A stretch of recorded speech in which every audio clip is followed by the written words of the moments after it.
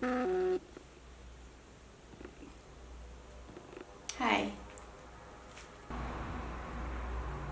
Today I'm going to be talking about one of my favorite slasher films. Though I feel like I say this in every video. But it's true though, I like them all. Well, the film I have for today is the 1974 The Texas Chainsaw Massacre. This film has all the elements of a good old slasher film. It's a group of friends that are traveling on their car to some place that they never reach because they encounter a killer. In this case, Leatherface, his chainsaw, and his family of cannibals. Despite the film being marketed as literally based on a true story, the events on the film never actually happen. However, the film it is inspired in several things, being one of them the famous murderer Ed Gein. He's the one I'm going to be talking about today. Ed Gein was quite a character, and he had one of those weird childhoods, very controlled by his parents. He lived in an isolated farm in Wisconsin with his parents and his elder brother. His dad was an alcoholic, and his mom was very religious. Being very religious, she used that isolation in her advantage in order to teach her kids her radical way of seeing the world, especially when preaching about sin, lust, and how women are all the devil instrument and they're all promiscuous. Ed Gein was very devoted to his mom. He loved her very much, and he looked up to her in a weird, not very healthy way. His father died when Ed Gein was 34 years old because of his alcoholism. And 4 years later, there was a huge fire in the farm that got completely out of control. When they managed to extinguish the fire, they found his brother dead. The death was ruled as asphyxia, though there was no signs of burning in his body. Some people think that this was Ed Gein's first murder, but this is just an speculation. Nobody knows. A year after this fire, in 1945, his mom died, and that left Ed Gein completely devastated. His mom was the only family member that he had left, and the fact that she passed away just changed something inside of him completely.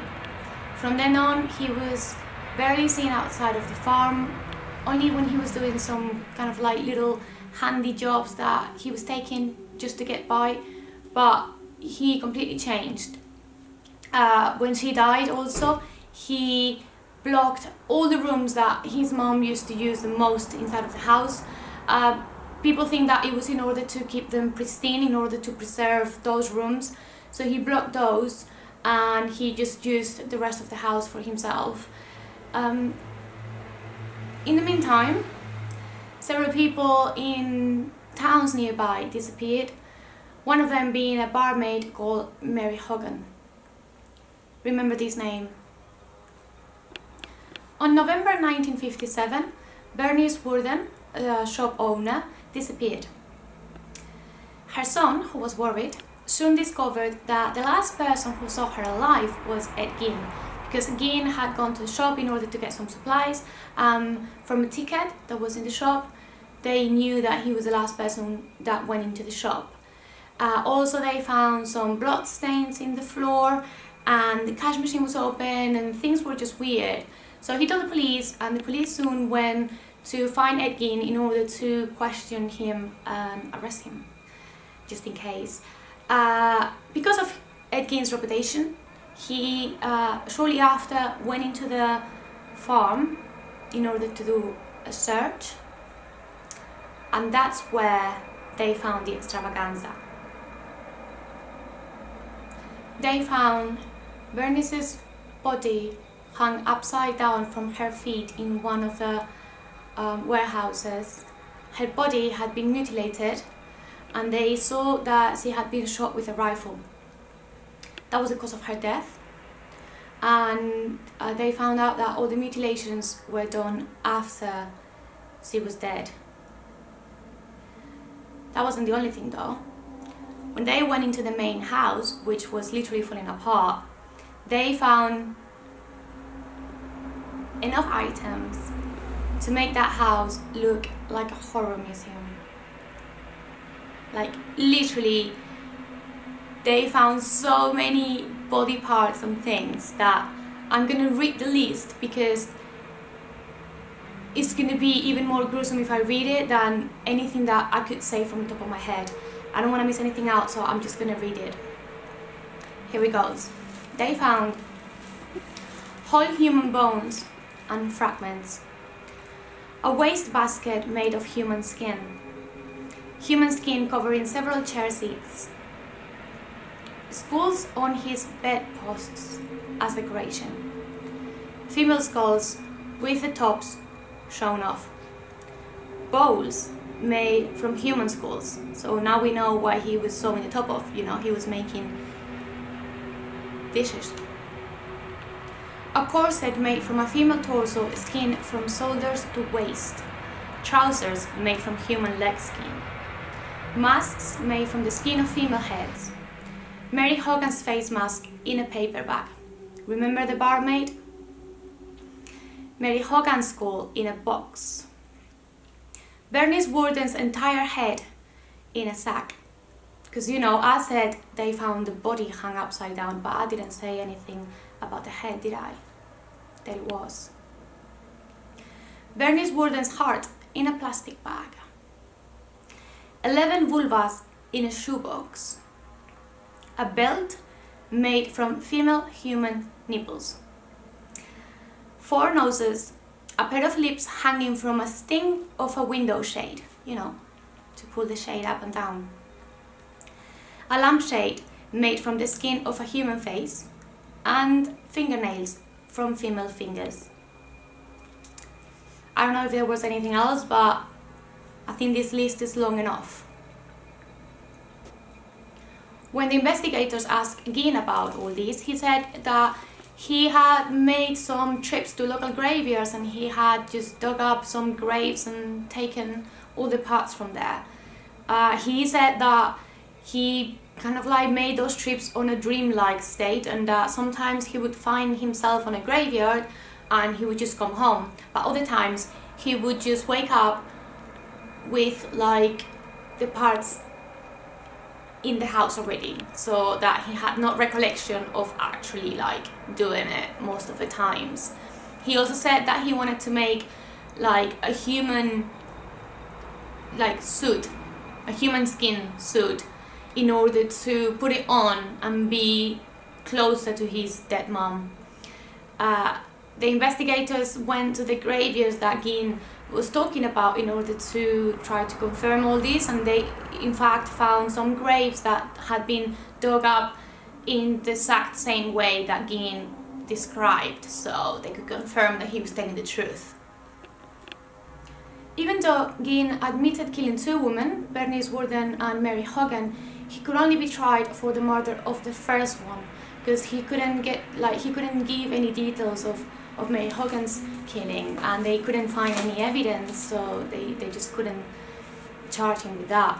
So he was charged with 1 count of first-degree murder, to which he pled not guilty by the reason of insanity. He was actually diagnosed with schizophrenia, and they immediately sent him to a maximum security hospital for the insane criminals in Wisconsin. In 1968, Gein was found sane enough to go through trial with counsel, but in the end he was found guilty by the reason of insanity, and he was locked away in the mental facility where he spent the rest of his life. He died in 1984 because of a respiratory failure. He was buried in the same graveyard his family was, though his grave nowadays is unmarked, because they did put a gravestone when he was buried, but it was stolen. So when they managed to recover the gravestone, they decided never to put it back. Though he is buried by his mother, so, you know, at least. Ed Gein has inspired a lot of horror stories and horror films. You know, I started talking about the Texas Chainsaw Massacre, but other famous characters that were inspired on this story are Norman Bates, you know, from Psycho, and Buffalo Bill's character from The Silence of the Lambs is also inspired on Ed Gein. When the Texas Chainsaw Massacre first came out, it was banned in several countries because it was thought to be like too brutal, but it ended up just becoming a huge success, and Leatherface just ended up becoming a franchise. It's got now several sequels, it's got prequels, it's got a remake, and yeah, he's a star. Good film though. And as a last fun fact, I would like to repeat myself on this one, but you know, the props that they used in the Texas Chainsaw Massacre were then reused in The Hills Have Eyes, which I talked in my previous video, so I'm kind of like repeating this one, but it's linked, so here it is, you know. And also, I am putting in the description of the video a link in where there's some photos of the real Ed Gein's house, like the real photos that the police took when they went in to investigate it. They're there, so you know, don't click on the link if you don't want to see it. There's not too many gruesome photos, and they're all in black and white, so you're safe. But I thought, you know, it was very interesting, so I'll leave it down below. And yeah, I guess this is the end of the video. Let me know if if you've watched the film, if you knew the story, the usual. If I've made any mistakes, just let me know, and thanks for watching. Oh, also, I almost forget, Ed Gein's house doesn't exist anymore. It burned down. It was suspected to be arson, but they couldn't prove it, so nobody knows what happened. But yeah, like I was saying, thanks for watching, and I'm hoping to see you all here on my next video.